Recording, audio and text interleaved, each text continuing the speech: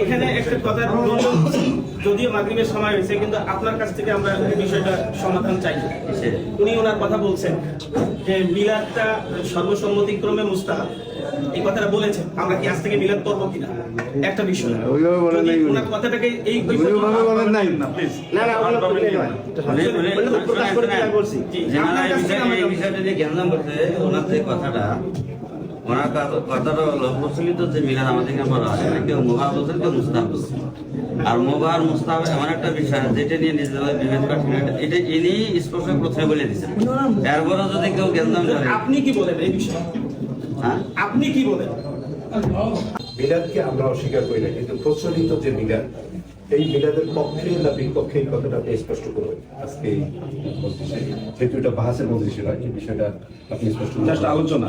জি just আলোচনা। এবং দ্বিতীয় আরেকটি বিষয়, সেটা হচ্ছে